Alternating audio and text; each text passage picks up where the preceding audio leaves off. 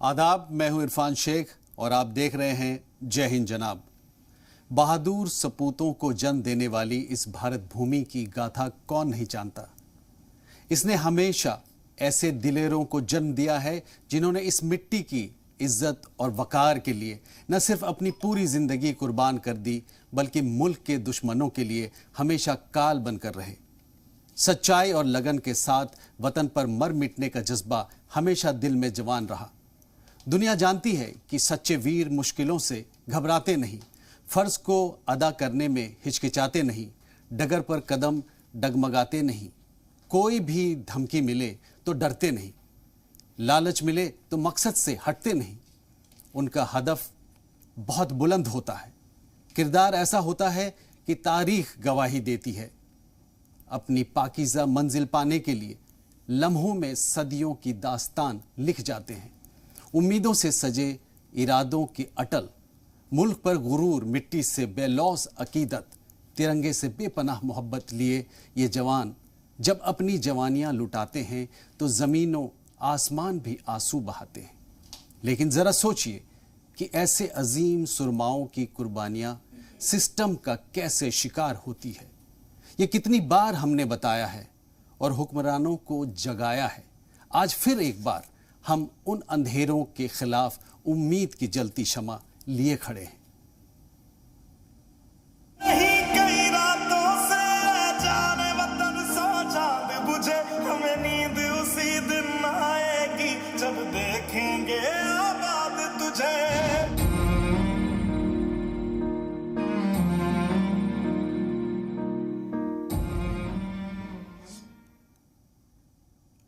जय हिंद जनाब में आज बात करते हैं जम्मू कश्मीर पुलिस के कांस्टेबल मोहम्मद अमीन की।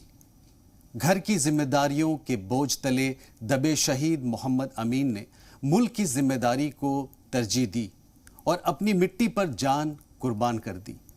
लेकिन अफसोस कि उनकी शहादत चश्मपोशी का शिकार है। शहादत के बाद जो वादे घर वालों से किए गए थे उन पर आज तक अमल नहीं हुआ। देखिए ये रिपोर्ट।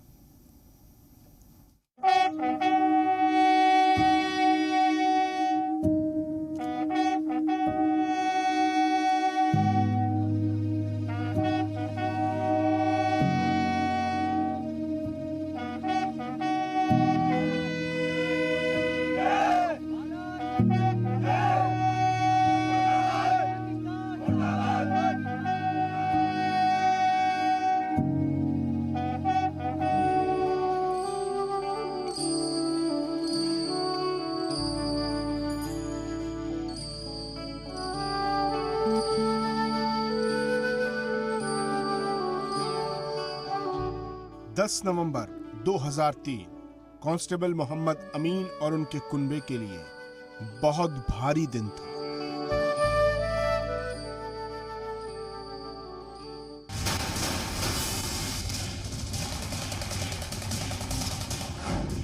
खुफिया जानकारी मिली कि जम्मू कश्मीर के पुंछ के सुरनकोट के हाड़ी रंदाना गांव में दहशतगर्द छुपे हैं। इस जानकारी के बाद पुलिस और फौज की 45 RR बटालियन ने इस पूरे इलाके को घेर लिया। दोनों तरफ से फायरिंग शुरू हो गई। एनकाउंटर साइट पर एक तरफ से दहशतगर्दों को घेरने की जिम्मेदारी कांस्टेबल मोहम्मद अमीन और उनके साथियों के कंधों पर थी। मुठभेड़ के दौरान मोहम्मद अमीन दहशतगर्दों के बिल्कुल करीब पहुंचते चले गए और 3 दहशतगर्दों को मार गिराया। लेकिन इस दौरान मोहम्मद अमीन भी शदीद जख्मी हो गए और अपनी जान मुल्क पर कुर्बान कर गए।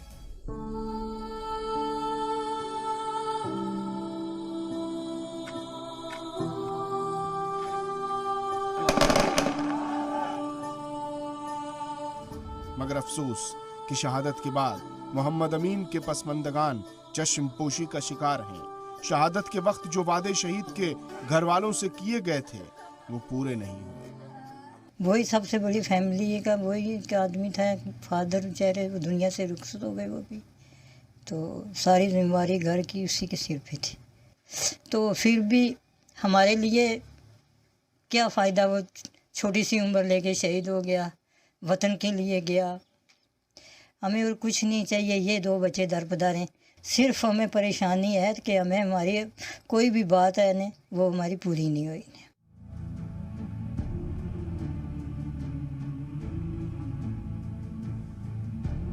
पुंछ के कामसर के रहने वाले मोहम्मद अमीन अपने पीछे भरा पूरा कुनबा छोड़ गए। बीमार माँ, माजूर भाई, बीवी, 2 बेटे और 1 बेटी। मोहम्मद अमीन के कुनबे को शहादत के बाद कुछ मिला तो वो है पेंशन। पेंशन भी कितनी, महज 10,500 रुपए। और सुनिए, शहीद की बेटी की शादी के वक्त बीवी ने लोन लिया था, उसकी किस्त 3,500 रुपए होती है। तो अब खर्च के नाम पर पूरा घर चलाने के लिए 7,000 रुपए ही बचते हैं। आप खुद ही सोचिए, इतने कम पैसों में घर का खर्च कैसे चलता होगा। जब ये अमीन खान शहीद हुए थे ना, बेटी थी 5 साल की और एक बेटा था 3 साल का, एक था 2.5 साल का। जब वो शहीद हुए थे तो ऑफिसर आए, बोलने लगे, उन्होंने बड़े हमारी की कि हम ये करेंगे वो करेंगे, आपको नौकरी भी देंगे हैं। उसके बाद उन्होंने कुछ भी नहीं किया हमारे लिए। मेरी है 10,500 रुपया पेंशन, उनमें से मैंने 1.5 लाख रुपया लोन लिया बेटे की शादी की, तो उसके बाद मुझे बचते हैं 7,000 रुपया। 7,000 में मैं क्या करूं, बच्चों का पेट पालूं, ये बच्चे मेरे पढ़ते हैं, इनका करूं या मैं खुद का करूं। शहीद मोहम्मद अमीन का छोटा बेटा साहिल खान बॉक्सिंग का अच्छा प्लेयर है। 3 नेशनल खेलों में अपना जौहर दिखा चुका है और कई मेडल भी जीत चुका है। खेलों के साथ साथ ग्रेजुएशन भी कर रहा है। बेटे का कहना है कि घर की सारी जिम्मेदारी उस पर है। सरकार अपने वादे पर अमल करते हुए सरकारी नौकरी दे दे तो मसला हल हो सकता है। वहीं शहीद मोहम्मद अमीन के छोटे भाई कहते हैं कि शहीद के घर वालों को भला कौन पूछता है। ये मेरे बड़े भाई थे, घर के यानी तकरीबन सब जिम्मेदारी इनके ऊपर थी, ये घर के बड़े थे। इन्होंने अपने वतन के लिए जान दी, तो आज वो दुनिया से रुखसत हो चुके हैं। आज उनके बच्चे पढ़े लिखे बच्चे हैं, दारबदार हैं। मैं हुकूमत से यही अपील करूंगा कि अमीन खान के बच्चों के लिए कुछ करे। जितने भी जिनके शहीदों के बच्चे हैं उनके लिए गवर्नमेंट कुछ ना कुछ करे। मेरे पापा थे ये, ठीक है, मैं उनका सबसे छोटा लड़का था, ठीक है। अब बाकायदा मुझे बहुत फ़ख्र होता है कि उन्होंने देश के लिए जान दी। अब बाकायदा जैसे जैसे हम बड़े हो रहे हैं, ठीक है, वैसे वैसे हम पे भी घर पे जिम्मेदारियां आ रही हैं। तो मैं स्पोर्ट्समैन भी हूँ, तो मैंने 3 नेशनल भी खेले हैं, एक में मैंने ब्रॉन्ज मेडल भी लाया है। तो इस बावजूद मैं ये चाहता हूँ कि हमें अगर शहीदी कोटे में ना ले तो स्पोर्ट्स कोटे में आप हमें लें। आप हमें कोई ना कोई जॉब दीजिए या पुलिस में दीजिए, या कुछ ना कुछ आप हमें करिए ताकि हमारा रोज़गार चले। शहीद खानदान से ताल्लुक़ रखने वाले मोहम्मद अमीन के दिल में बचपन से ही हुब्बुल वतनी का जज्बा था। 3 भाइयों में अमीन दूसरे नंबर पर थे। घर का खर्च उठाने के लिए बचपन से ही कमाने लगे। 1990 में पुंछ की तहसील मंडी में बीएसएफ की भर्ती चल रही थी, तो मोहम्मद अमीन इसमें शामिल हुए और फौज में भर्ती हो गए। लेकिन 1992 में घर के हालात के सबब मोहम्मद अमीन को नौकरी से इस्तीफा देना पड़ा। घर वापस आ गए, घर की देखभाल की और कुछ काम भी करना शुरू कर दिया। फिर इसी साल पुलिस में एसपीओ के तौर पर जुड़ गए। इस दौरान उन्होंने बहादुरी से अपना फर्ज अंजाम दिया। उनकी बहादुरी से खुश होकर पुलिस महकमे में उन्हें प्रमोशन देकर कांस्टेबल बना दिया गया। लेकिन सवाल यही है कि शहादत के बाद इन तमाम बहादुरी, दिलेरी, कुर्बानी और जाफशानियों को भुला दिया गया।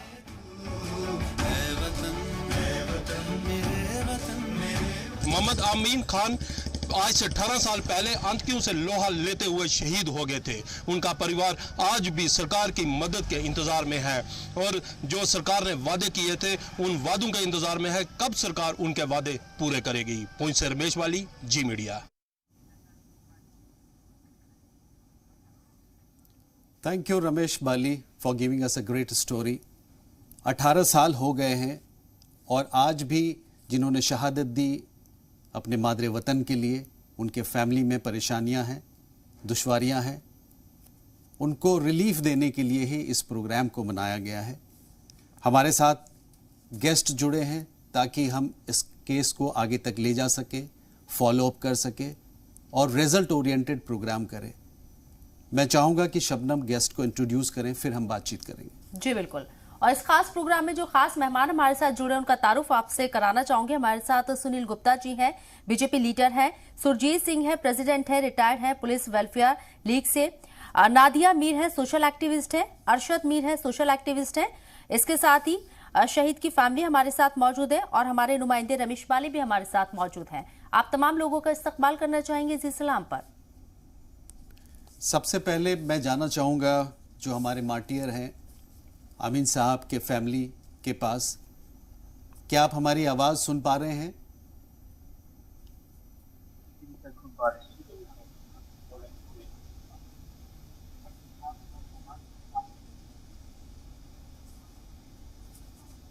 जी सर, सुन पा रहे हैं हम आपकी आवाज़। बेटा आप हमारी आवाज़ सुन पा रहे हैं? आज आपको सिर्फ हिंदुस्तान ही नहीं बल्कि अलग अलग मुल्कों में भी देखा जा रहा है।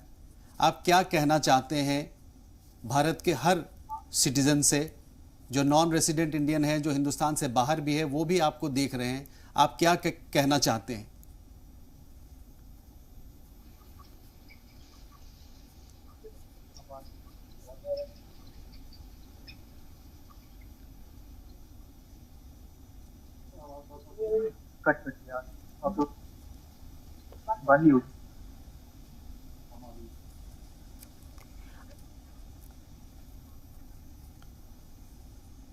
सुरजीत जी, आपने देखा इस स्टोरी को, कमी कहां रह गई? आपको क्या लगता है कि what is missing, what is lacking?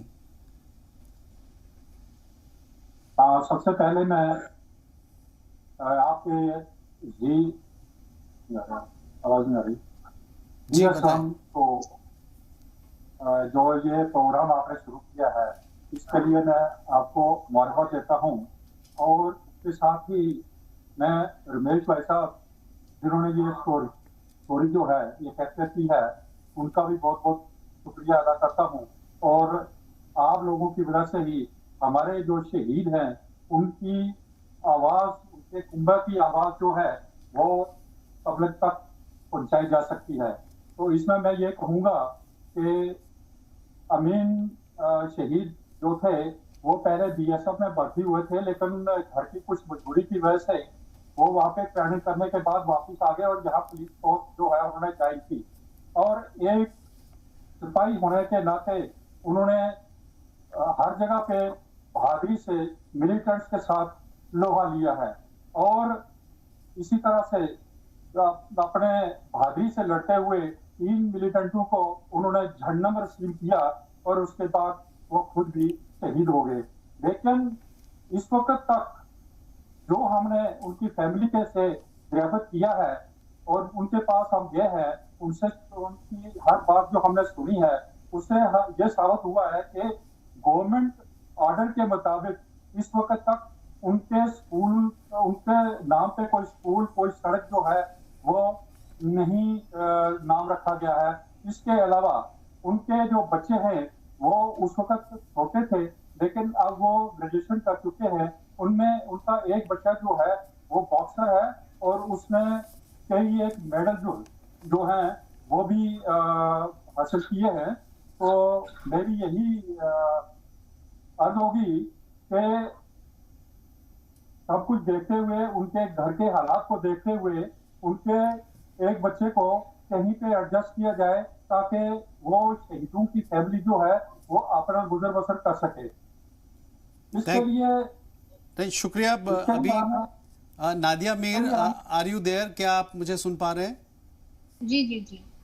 Nadia, जैसे इस प्रोग्राम को स्पॉन्सर किया है हमदर्द ने, and I salute the owner of Hamdard, उन्होंने ये इनिशिएटिव लिया। उन्होंने कहा कि ये बहुत अच्छा प्रोग्राम है and he is a Muslim and he wanted to support this programme. मेरा ये मानना भी, और भी कॉर्पोरेट वर्ल्ड में बहुत सारे कॉर्पोरेट्स हैं जो अपने CSR एक्टिविटी के तहत उन लोगों को स्पॉन्सर कर सकते हैं। जैसे इस बच्चे की बात हो रही है, he is looking for a job, तो क्या हम लोग ऐसे कर सकते हैं, कुछ कॉर्पोरेट को अपने साथ शामिल कर सकते हैं? वो हमारे चैनल के लिए नहीं, कम से कम उन फैमिलीज को जिनको ज़रूरत है उनको मदद कर सके, उनकी मदद कर सके। तो सबसे पहले आपका बहुत बहुत शुक्रिया, बिकॉज आप हर टाइम पे कुछ ना कुछ ऐसे प्रोग्राम्स कश्मीर के रिलेटेड लाते हैं जो बिल्कुल जिन पे बात नहीं कभी होती है, लेकिन आप जैसे I congratulate you and your channel जो कि ऐसे इनिशिएटिव्स ले रहे हैं कश्मीर के रिगार्डिंग, कश्मीर के इश्यूज के रिगार्डिंग। तो अगर बात आती है हमारे जो आपने अभी कहा कि इनको जॉब का कुछ होना चाहिए, लेकिन मुझे सबसे पहले इन सबसे ये सवाल है कि इनके अगर जो भी अगर पुलिस डिपार्टमेंट में जाए या किसी और फील्ड में, जैसे आर्मी के फील्ड में, जो फिर शहीद हो जाता है, उस टाइम पे जब ये अपना वो मतलब सारा कुछ उनको जहन में होता है कि हमें ये इन्होंने कहते हैं ना वो कफन बांध के चलते हैं ये, तो उस टाइम पे भी उनको वो प्रॉपर बोला जाता है कि हाँ जी आपके फैमिली के साथ आपके बाद ऐसा होगा फिर वैसा होगा। सिंपैथी एम्पैथी मतलब we are giving to the people, हाँ जी सब कुछ हो जाएगा, दिलासा देना इज नॉट मतलब वर्थ इट कि आप हमेशा दिलासा देते रहो या फिर उतना उस टाइम तक उनको फूल बरसाते रहो, लेकिन जब उसके बाद उनकी जरूरत थी या मैंने अभी सुना कि लोन लिया हुआ है या उनको जॉब की भी जरूरत है, बातों से कुछ नहीं होता है। वो ये रियली नीड टू इम्प्लीमेंट जो भी लॉज भी है इस चीज के रिगार्डिंग, लेकिन अब ये है कि अवेयरनेस नहीं है या इनको लॉज के बारे में पता नहीं होगा। हाँ, अब अपने कॉर्पोरेट की बात की तो बिल्कुल ऐसा हो सकता है, सो दैट ये जो नीडी पीपल है ना इनके लिए तो बिल्कुल मुझे लगता है अलग से कुछ ऐसा होना चाहिए, बिकॉज इन्होंने अपनी जाने दी होती है, इनके जैसे बाप है या किसी का अंकल है या जो भी है, इन्होंने अपने आप को कुर्बान किया होता है किसी चीज के लिए, लेकिन वहां से उनका आउटकम क्या आता है, दर बदर की ठोकरें खाते रहते। तो इनके लिए सबसे पहले मुझे लगता है जैसे रिजर्व सीट्स होती है, बैकवर्ड होता है या कुछ और कॉस्ट पे होता है, लेकिन इनके मुझे लगता है इनके लिए भी वैसा वो रिजर्वेशन होना चाहिए ताकि इनको आगे जाके अपनी फैमिली में कोई प्रॉब्लम ना आ जाए। Absolutely right. I think we should have reservation for जो victims family है उनके family के लिए. Exactly. Thank you so much. This is the need of an hour. This is the need of an hour. तो इस पे हमें बात करनी चाहिए. Absolutely. Sunil Gupta ji, can you hear me? क्या आप मेरी आवाज सुन पा रहे हैं? हाँ जी. सुनील गुप्ता जी, आप मेरी आवाज सुन पा रहे हैं? सुनील जी, आपने देखा ये स्टोरी और किस तरीके से हाउ पेनफुल इट इज कि शहादत दिया इन्होंने और इनके घर वालों को ये इश्यूज ये प्रॉब्लम्स है। ये मुल्क है जब भी हमारे पास प्लेयर्स भी हैं और ये प्लेयर्स बाहर जाते हैं, क्रिकेट खेलते हैं, चाहे ओलंपिक में खेलते हैं, जब वापस आते हैं तो एक स्टेट नहीं कई स्टेट से इन्हें इनाम भी मिलता है, सेंट्रल गवर्नमेंट से भी इनाम मिलता है। लेकिन ये मुल्क रहेगा तभी तो हम खेल पाएंगे, और ये मुल्क तभी रहेगा जब हमारे जवान अलर्ट रहेंगे और शहादत दे रहे हैं वो लोग। तो हम क्या करें, आपकी और हमारी क्या जिम्मेदारी है? मैं जी सबसे पहले तो मैं आपका धन्यवाद करना चाहता हूं। जी शुक्रिया। सबसे पहले तो मैं आपका धन्यवाद करना चाहता हूं कि आपने जो हमारे भाई अमीन जी की स्टोरी को यहाँ पर उजागर किया। मैं समझता हूँ कि अमीन जी एक जांबाज सिपाही थे जिन्होंने पहले बीएसएफ में भर्ती होकर उसके बाद अपने घर की परेशानियों की वजह से अपनी नौकरी छोड़कर दोबारा यहाँ काम शुरू किया। उसके बाद ये पुलिस के अंदर भर्ती हुए और इन्होंने बहुत बड़ी कुर्बानी पुलिस के लिए की है, अपने देश के लिए की है, अपने वतन के लिए की है। मैं समझता हूँ कि अगर इनके साथ इतनी बड़ी नाइंसाफी हुई है तो ये काबिल बर्दाश्त नहीं है, क्योंकि अगर सरकार की यहाँ पर उस समय पॉलिसी बनी थी कि जो लोग शहीद होते थे वो SRO 243 के तहत उनको गवर्नमेंट जॉब दिया जाता था। मैं समझता हूँ कि आज अगर शहीद अमीन जी के परिवार को जॉब नहीं मिला तो ये हम सब के लिए बड़े शर्म की बात है और बड़े दुख की बात है। मैं समझता हूँ कि 2014 के बाद जितने लोग भी हमारे बॉर्डर के ऊपर शहीद होते हैं या गवर्नमेंट की एक पॉलिसी है, उनको नौकरी भी दी जाती है, उनको पैसा भी दिया जाता है, उनको उनके नाम पर पेट्रोल पंप या और कोई चीजें और भी चीजें दी जाती है। लेकिन आपने ये मसला उजागर करके हम सबके लिए एक टास्क दे दिया है कि हम इस परिवार के लिए, इस फैमिली के लिए कुछ ना कुछ करें। यहाँ के LG साहब से बात करें या सेंटर के अपने केंद्रीय गृह मंत्री जी से बात करेंगे कि जिन लोगों ने उस समय हमारे लिए कुर्बानी की वो आज भी हाशिए पर हैं। उनका परिवार किस तरह से गुजर बसर कर रहा है, जिस तरह से आपने बताया कि उनको 10,500 रुपया पेंशन मिलती है, जिसमें से 3,000 उनका खर्च जाता है और 7,000 रुपये बचते हैं।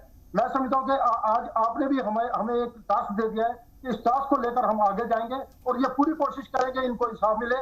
जिस तरह से इनके बेटे हैं, मैं जो इनकी मदर है उनका हौसला देखते हुए आज हमें भी हौसला है कि उन्होंने अपने 2 बच्चों को पढ़ाया है। दोनों बच्चे ग्रेजुएट है, एक बच्चे ने 3 नेशनल खेल लिया बॉक्सिंग के अंदर। तो मैं समझता हूँ सरकार को इनके साथ इंसाफ करना चाहिए। अगर वो उनको नौकरी नहीं दे सकते, स्पोर्ट्स कोटे में इनको नौकरी मिलनी चाहिए। जैसे आपने कहा कि जो लोग खेल कर आते हैं उनको इतने बड़े बड़े इनाम दिए जाते हैं, शायद मैं समझता हूँ कि इनके लिए हमें कुछ करने की जरूरत है और हम इसके लिए इनकी आवाज ऊपर तक उठाएंगे। ये आपके प्रोग्राम के माध्यम से मैं आज कहना चाहता हूँ, हम कुछ ना कुछ इनके लिए जरूर करें। Thank you for your assurance. Arshad Mir, क्या आप मुझे सुन पा रहे हैं?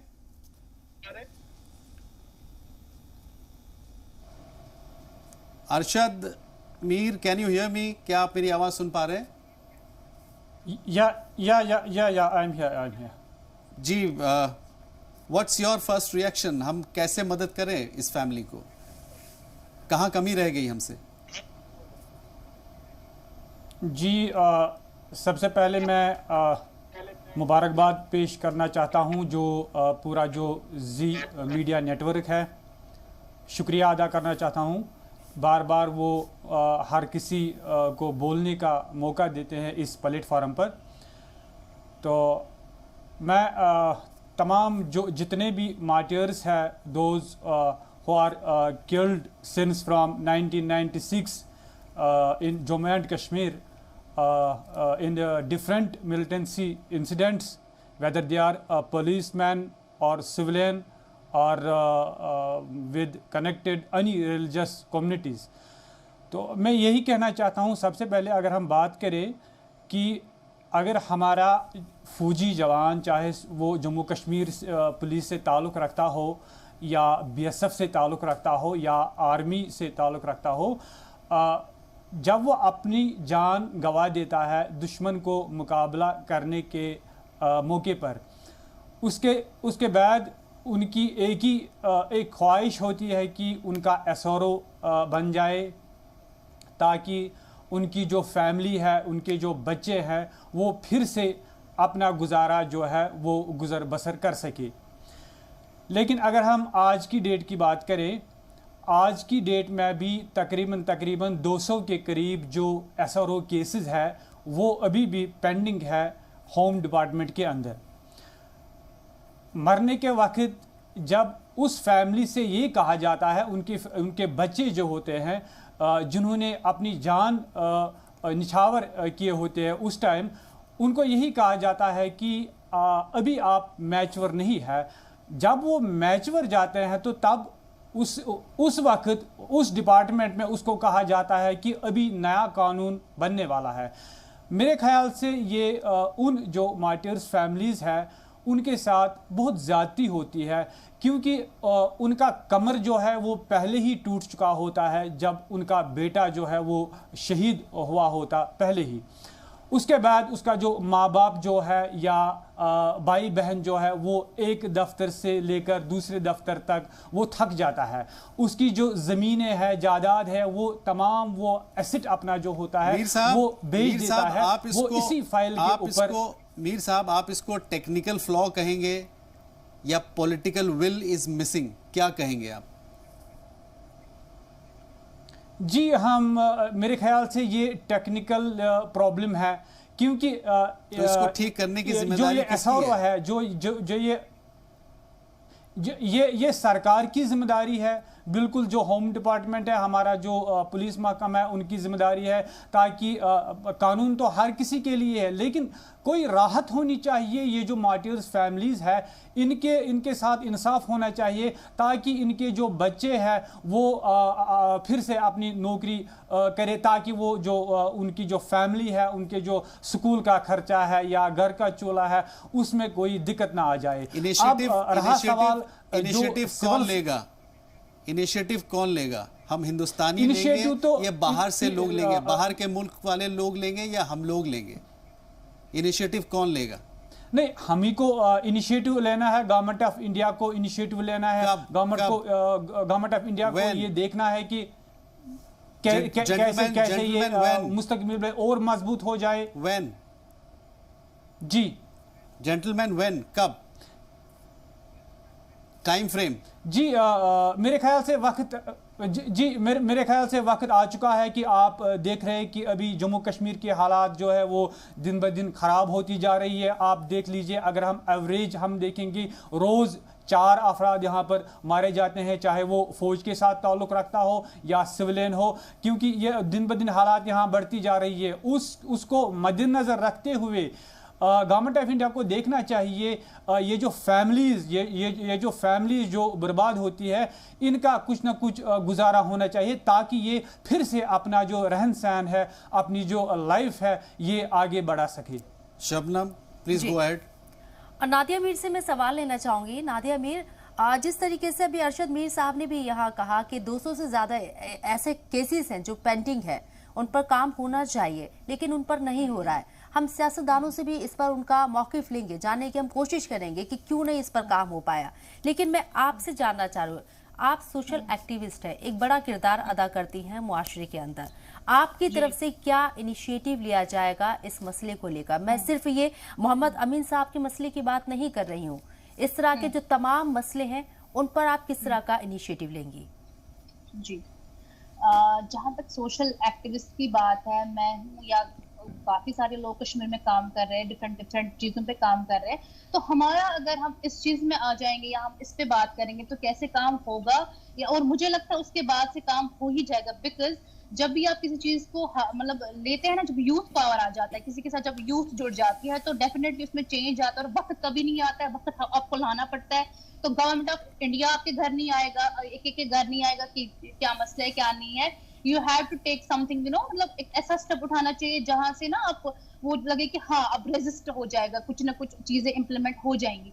तो पहले जो हमारा सोशल एक्टिविस्टों का जो क्या इसमें रोल रहेगा वो ये है कि जैसे अभी धक्के खाने पड़ते हैं इनको, लाइक अगर इनका कोई घर पे ऐसे गुजर गया है तो उसके बाद वो किस डिपार्टमेंट में जाएंगे तो वहां से उनको ये हो जाएगा कि नहीं अभी कुछ लॉ नहीं बना है, अभी कुछ ऐसा अब हमारे पास नहीं आया, या इसका कोई और ऑफिसर हैंड करा था, मैं कोई नया हूँ। सबसे पहले उनमें अवेयरनेस होनी चाहिए किस चीज की कि इसके ऊपर कौन कौन से लॉज है। बिकॉज पुंछ में हो, राजौरी में हो या कश्मीर के डिफरेंट डिस्ट्रिक्ट है, वहाँ काफी सारे गाँव भी, उन गाँव में पता नहीं होता है बेसिकली है क्या लॉज। हाँ, उस टाइम पे उनको बोला जाता है कि सब कुछ मिल जाएगा, लेकिन फिर कहाँ से उसको एक्सेस करना है, कहाँ से स्टार्ट करनी है ये चीजें और कैसे हो जाएंगी, पहले तो अवेयरनेस मेन है। दूसरा, जब भी आपको लगेगा कि कोई आपकी बात नहीं सुन रहा है, या जब भी उनको लगेगा कि किसी डिपार्टमेंट में कोई ऑफिसर उनका जो ये सारी फाइल है, जो ये प्रोसेस है वो इनकार कर रहा है इस चीज से, उसको सोशल मीडिया में डाल के आप जैसे न्यूज चैनल्स भी इस पे काम कर रहे हैं तो आपके थ्रू हाईलाइट करके इन मसलों को कि हाँ अगर ऐसा इनका केस है,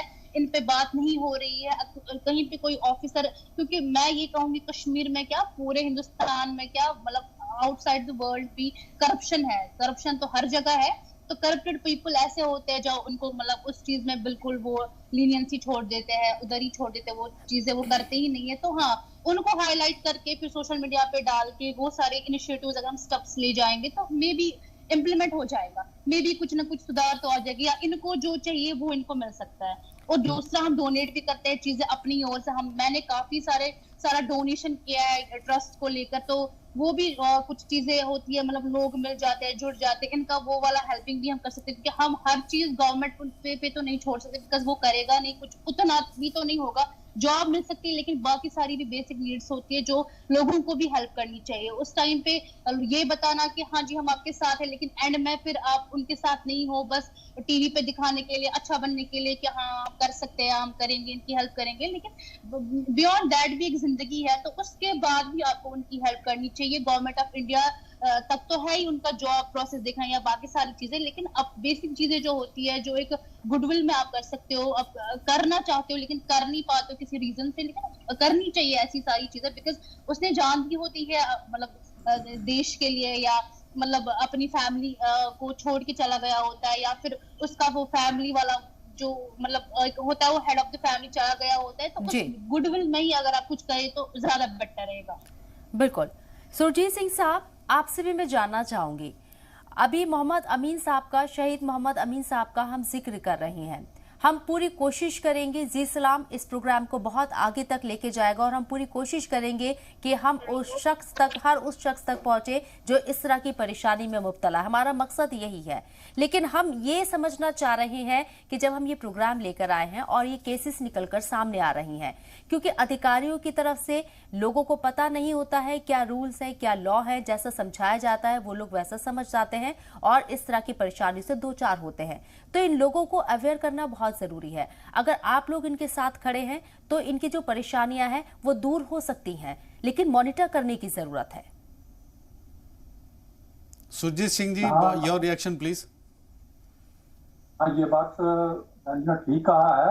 मैं बता दूं कि इसके लिए, इसको सुधारने के लिए सबसे पहले गवर्नमेंट को एक ऑर्डर करना चाहिए कि पुलिस डिपार्टमेंट के जो सीनियर ऑफिसर्स इस वक्त बैठे हुए हैं, उनको ये चाहिए कि एक ऑर्डर पास करें जिसमें हर डिस्ट्रिक्ट एसएसपी जो है वो वेटरन्स की फैमिली को एक महीने में एक बार बुलाकर उनसे उनकी प्रॉब्लम को पूछे कि उनकी क्या प्रॉब्लम है, और वो प्रॉब्लम अगर वो सॉल्व कर सकते हैं वो करें, नहीं तो आगे सीनियर ऑफिसर्स को जो है वो बताए। तो जब तक ये प्रॉब्लम्स जो है शहीदों की फैमिलीज जो है वो हर घर में, हर दफ्तर में जाएंगी, तो ये प्रॉब्लम जो है उनके लिए बहुत बड़ी मुश्किल है। वो एक दिन पूछ जाएंगे और वो कोई काम जो है वो नहीं कर पाएंगे। इसलिए मेरी रिक्वेस्ट ये है कि तमाम पुलिस के जो सीनियर अफसर हैं, यहाँ पर डिस्ट्रिक्ट पुंछ में 8 जो है गजटेड ऑफिसर बैठे हुए हैं, तो उनकी ये ड्यूटी बनती है कि कम से कम पुंछ के जो शहीद हुए हैं उनकी फैमिली को कम महीने में नहीं तो 2 महीने में एक बार बुलाकर उनकी जो प्रॉब्लम्स है उनको पूछे और उनको सॉल्व करें। जैसे ये अमीन साहब का एक जो केस इस वक्त चल रहा है, तो मैं ये कहूंगा कि ये जहाँ के एसएसपी को चाहिए कि और डीजीपी को चाहिए कि ये केस जो है वो क्लियर करें, और उसका जो बच्चा जो इस वक्त बॉक्सर है उसको कहीं ना कहीं एडजस्ट किया जाए, ताकि उसकी फैमिली का जो कारोबार है, जो उनकी रोजी रोटी का मसला है वो चल सके। नंबर 2 ये कि मैं ये कहूंगा कि 26 जनवरी और 15 अगस्त को जो भी फंक्शन होता है उसमें जो मेटोरियस के कुंभा के लोग होते हैं उनको कम से कम कार्ड जो है वो इशू होना चाहिए, ताकि वो उस वहां पे आके अपने केस जो है उस पे बैठ के प्रोग्राम को देख सके और उनकी हौसला अफजाई हो सके। यहाँ पे यह होता है कि कभी भी किसी भी वेटोरियस की फैमिली को जो वीआईपी कार्ड है वो नहीं दिया जाता, और वो इस चीज से दूर रह जाते हैं कि 26 जनवरी में और 15 अगस्त पे उनकी जो कम से कम हौसला अफजाई हो, तो ये उससे जो दुनिया का जो और शहीदों का जो मरार है वो अप होता है। इसके साथ ही हमारे जो लोग लड़ते हैं, जख्मी होते हैं, उनके परिवार को भी और उस जो इंजर्ड पर्सन है उसको राम भरोसे छोड़ दिया जाता है, वो अपने खर्चे पे इलाज कराए, अपने खर्चे पे जाए। तो ये जो है ये प्रॉब्लम जो है ये गवर्नमेंट को सॉल्व करनी चाहिए। और इसके साथ ही जो मेडल होल्डर है, जो इंजर्ड हुए हैं, उनको गवर्नमेंट की तरफ से मेडल मिले हैं, पुलिस मेडल मिले हैं, PMG medal, prime minister medal मिले हैं, दूसरे पीएमजी प्रेसिडेंट पुलिस मेडल्स हैं, उनके लिए कम से कम 26 जनवरी और 15 अगस्त को चेयर्स जो है वो रिजर्व होनी चाहिए, ताकि वो भी जाके वहाँ पे बैठ सके और ये बता सके कि हमने भी मुल्क के लिए कुछ किया है। तो ये जो हमारे यहाँ पे सीनियर अफसर बैठे हुए हैं, इनको ये कम से कम गवर्नमेंट की तरफ से हिदायत होनी चाहिए कि ये हर महीने में हर मटेरियल्स की फैमिली को बुला के या उनके घर में जाके उनकी प्रॉब्लम्स को सुने और जो उनके प्रॉब्लम्स हैं उनको सॉल्व करें। ये मेरा जाती जो है ये है कि जब तक पुलिस ऑफिसर्स और गवर्नमेंट इनिशिएटिव नहीं लेगी, हमारे साथ मार्टियर अमीन साहब के फैमिली के लोग जुड़े हुए हैं, उनके बेटे जुड़े हुए हैं। उनसे मैं चाहूंगा कि पीसीआर हमें उनसे कनेक्ट करें। बेटा, आप मेरी आवाज सुन पा रहे हो? जी सर, आ रही है आवाज। हाँ, मेरी ये ख्वाहिश है और एक गुजारिश है कि आप अगर अपना मोबाइल नंबर और आप अगर अपना बैंक अकाउंट नंबर दे सकते हैं तो in future we can flash that, हम अपने स्क्रीन पे उसको दिखाएंगे। और जो भी इस मुल्क के लोग ये मानते हैं कि you are a part of our family, तो हम लोग जितनी भी हमारी हैसियत होगी, जितनी भी हमारी औकात होगी, उस हिसाब से हम लोग धीरे धीरे कंट्रीब्यूट भी कर सकते हैं। उससे आपको बहुत राहत मिलेगी। मेरा ये जो सजेशन है, आप क्या इसको कबूल करते हैं? क्या आप इसको एक्सेप्ट करते हैं? देखिए सर, सबसे पहले तो हम यही चाहते हैं कि हमारी फैमिली में थी, आप मेरे या मेरे को या मेरे बड़े भाई को जो आप दे दीजिए। ओके, इसके लिए आप जो आपने हमको ऑफर दिया इसके लिए आपको। तो सर मेरी यही गुजारिश है, जी सर, हमारी यही गुजारिश है। ठीक है, बड़े भाई की ग्रेजुएशन तक हो चुकी है, मेरी लास्ट ईयर है, नेक्स्ट ईयर मेरी भी I am a sportsman. Okay, तो आप हमें बताइए सर, आप ही बताएं कि जी सर, आप ही बताएं कि हमारे लिए क्या बेहतर। Definitely we should all look forward for your job. बिल्कुल 100% वी अश्योर यू कि we will look forward for your job. और हम ये चाहेंगे आप अपना रेज्यूम हम हमारे असाइनमेंट डेस्क को भेज सकते हैं। हमारे जो कॉरेस्पॉन्डेंट हैं जो आपके पास गए थे, जिन्होंने इस स्टोरी को दुनिया को दिखाया है, मैं सैल्यूट करता हूं आपके डैड को जिन्होंने हमारे इस मुल्क के लिए शहादत दी है। You are honoured family, you are a respectable family.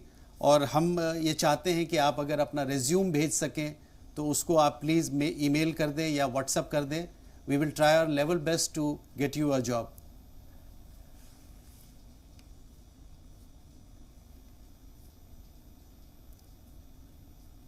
जी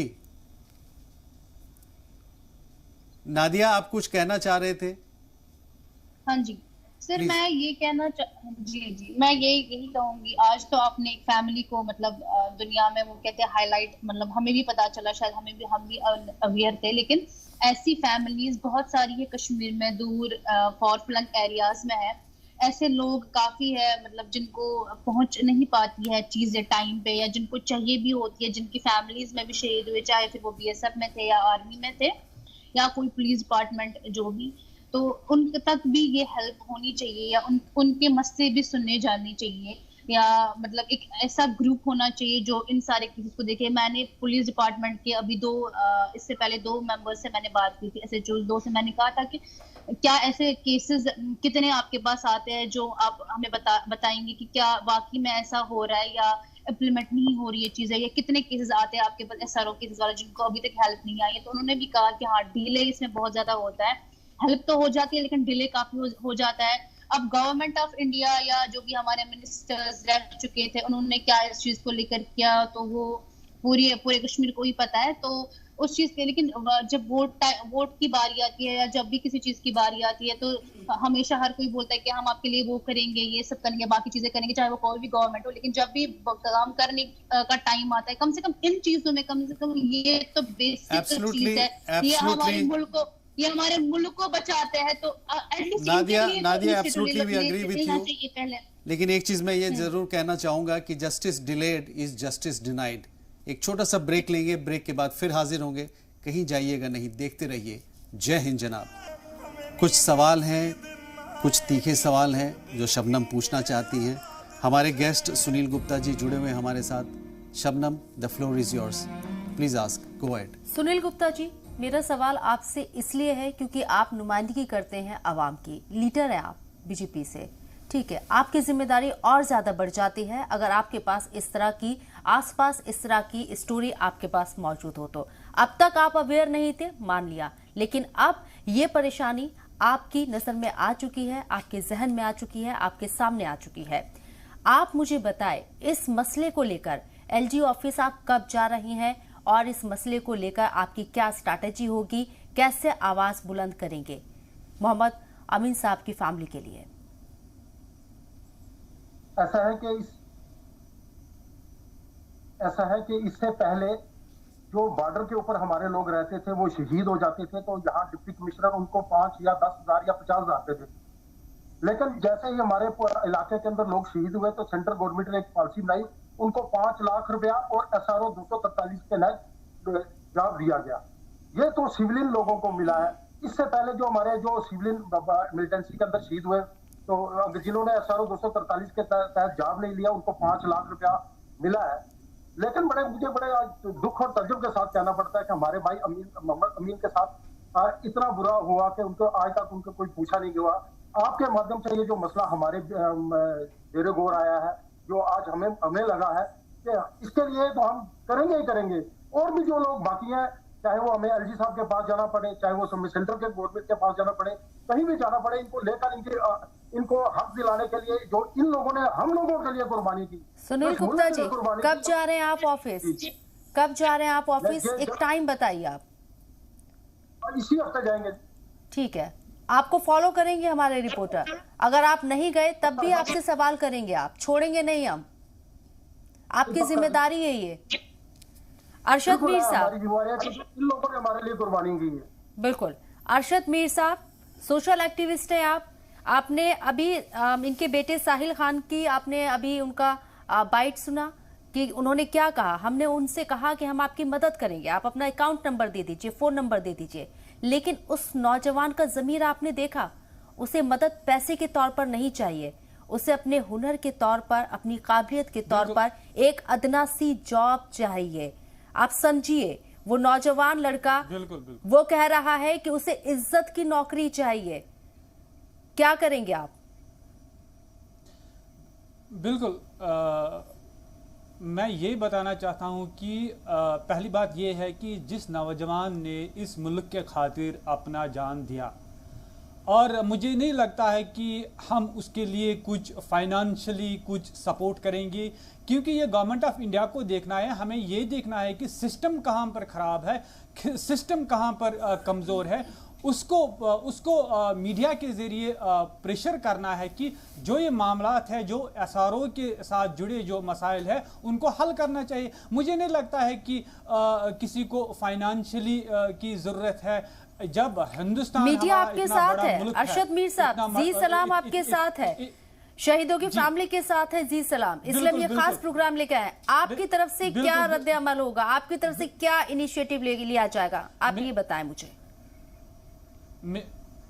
मेरे तरफ से यही सुझाव है कि अगर इन्होंने जान दी है, अब ये देखना है कि किसको कितना टाइम हुआ होम डिपार्टमेंट के अंदर या सेक्रेटरीट के अंदर जो जिनकी फाइलें वो धूल चाट रही है, उनको सदबाब करने की ज़रूरत है। गवर्नमेंट ऑफ इंडिया को देखना है कि कैसे ये मसाइल जो है, जितने भी ये मार्टर्स है, इनकी फैमिली दर दर की ठोकरी खाते हैं, रोज़ वो जाते हैं। और ख़ास ये बात है कि उनके जेब में कभी किराया भी नहीं होते हैं जब वो एक डिस्ट्रिक्ट से लेकर श्रीनगर आते हैं या श्रीनगर से लेकर जम्मू जाते हैं, उनके पास पैसे भी नहीं होते हैं। ये हमें देखना है कि सिस्टम कहाँ पर ख़राब है। मुझे नहीं लगता है कि आज की डेट में जो सरकार है, जो एलजी साहब है, एलजी साहब ने परसों ही बोला कि जो ये एसआरओ का जो ये कवानीन है उसमें अमेंडमेंट करने की ज़रूरत है।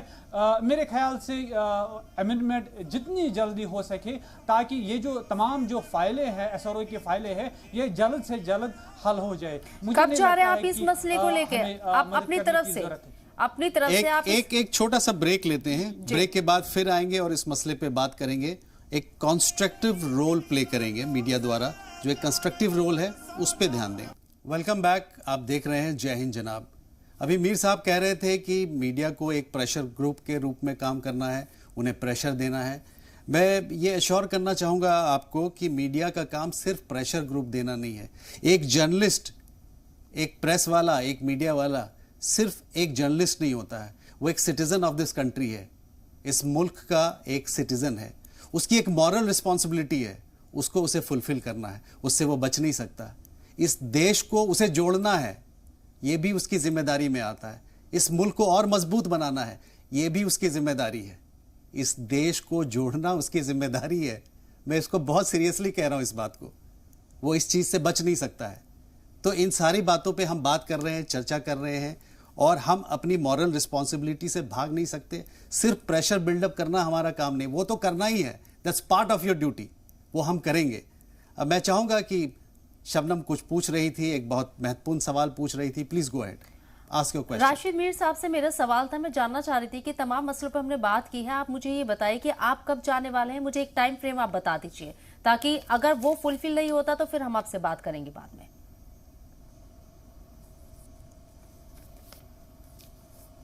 अरशद मीर साहब, मेरी आवाज आ रही है आप तक?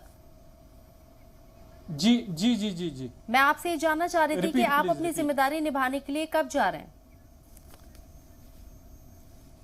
बिल्कुल, मैं 2 दिन के बाद जाऊंगा। मैं खुद सेक्रेटरीट जाऊंगा, वहां देखूंगा, वहां अपडेट हासिल करके उसके ऊपर मैं काम करूंगा। जितने भी एसआरओज केस है, चाहे वो सिविलियंस है, चाहे वो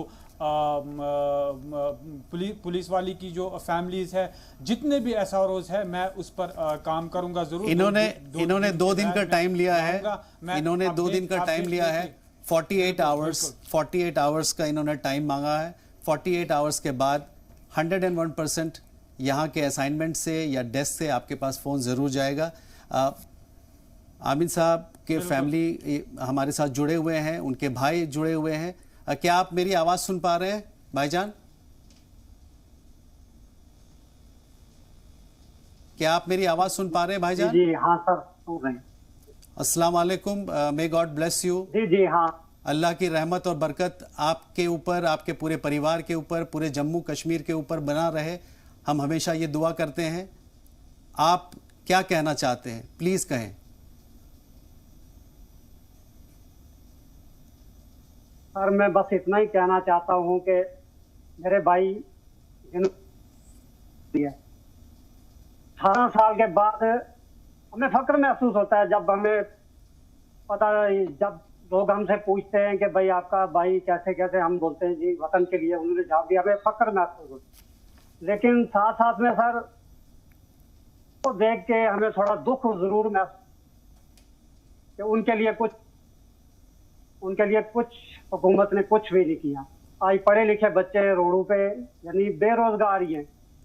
मैं बस हुकूमत से इतना ही कहना चाहता हूँ, जितने भी शहीदों के बच्चे हैं, कम से कम हर यानी एक्स सर्विसमैन के लिए आप कोटा नौकरी का करते हो, हर किसी के लिए, कोई गुज्जर बकरवाल, हर चीज के लिए कोटा आपने रखा हुआ है। शहीद है वतन का सबसे नंबर 1 जो इंसान होता है, जो अपने मुल्क के लिए जान देता है, अपने बच्चों के लिए नहीं, अपनी आवाम के लिए जान देता है। सर समाज के सबसे निचले पैदान पर उसको तो आगे भी शहीद होने वाले को आखिरत में भी अच्छा मुकाम है, शहादत का भी यानी इस दुनिया में भी उसको अच्छे इनाम से पुकारा जाएगा। लेकिन जब उसकी अपनी फैमिली का सवाल आता है तो सर वो इस समाज के सबसे निचले पैदान में चले जाते हैं। ऐसा नहीं है, ऐसा नहीं है, बेरोजगार ऐसा नहीं है। और ये मुल्क बहुत बेहतरीन मुल्क है और हम सब ये वादा करते हैं कि 101% आपके फैमिली के लिए हम सब मिलकर कुछ ना कुछ ज़रूर करेंगे। और सिर्फ उन्होंने शहादत अपने मुल्क के लिए दी है, उन्होंने अपनी जिम्मेदारी सिर्फ नहीं निभाई है, उन्होंने इसके साथ साथ उन सभी लोगों को जवाब दिया है जो लोग ये पूछते हैं कि तुम मुसलमान हो और इस मुल्क के हो, क्या कर रहे हो। उन सब के लिए मोहम्मद अमीन साहब जवाब दे करके गए हैं कि इस मुल्क से हम प्यार करते हैं और हमेशा करते रहेंगे। बहुत बहुत शुक्रिया। Thank you very much for being a part of Jai Hind जनाब। Thank you very much to all of you. बहुत बहुत शुक्रिया।